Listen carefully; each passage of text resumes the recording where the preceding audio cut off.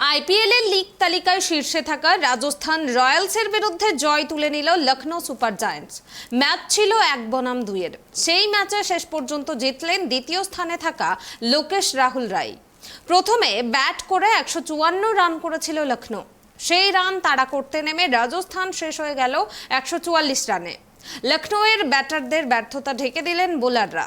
অল্প রানের পুঁজি নিয়েও ম্যাচ নিল লখনৌ। টি-20 ম্যাচের প্রথম ওভারে মেরেন বুধবার ট্রেন্ট বোল্ট এইভাবেই শুরু করেন ম্যাচটি। সেই ধাক্কা পাওয়ার প্লে পর্যন্ত চলল। 6 ওভারে মাত্র 37 রান তুলল লখনৌ সুপার জায়ান্টস। কোনো উইকেট না হারানোই মনে করা হয়েছিল শেষ দিকে হয়তো বড় রান তুলবেন লোকেশ রাহুলরা, কিন্তু 32 বলে 39 রান করা লখনৌ অধিনায়ক নিজে তো পারলেনই না, তার দলের কোনো ব্যাটারই সেভাবে রান পেলেন না। ব্যতিক্রম কাইল মেয়ার্স। ওয়েস্ট ইন্ডিজের ওপেনার 42 বলে 51 রান করেন। শেষ বেলায় তার দেশের নিকোলাস পুরান 20 বলে 29 রান করে দলের রান 150 পার করেন।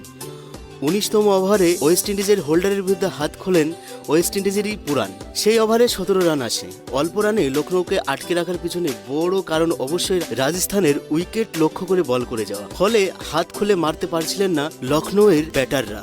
রাজস্থানের হয়ে 2টি উইকেট নেন রবিচন্দ্রন অশ্বিন, 1টি করে উইকেট নেন বোল্ট, সন্দীপ শর্মা এবং জেসন হোল্ডার। কোনো উইকেট পাননি চাহাল, সবথেকে বেশি রানও দিয়েছেন তিনি।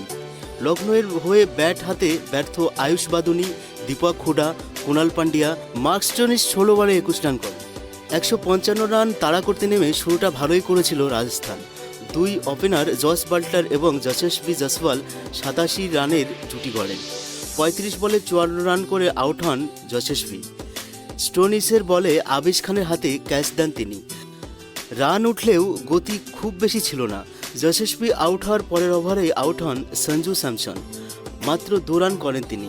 রান আউট হয়ে যান রাজস্থানের অধিনায়ক। তার পরের ওভারেই 41 বলে 40 রান করে আউট হন জস বাটলার। তার উইকেটটিও নেন স্টোনিস। আগের ম্যাচটি জেতানো সিমরান হেটমায়ার এই ম্যাচে মাত্র 2 রান করে আউট হয়ে যান।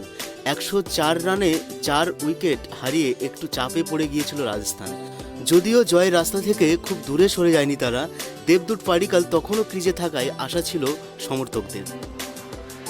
Bureau report, tribe TV.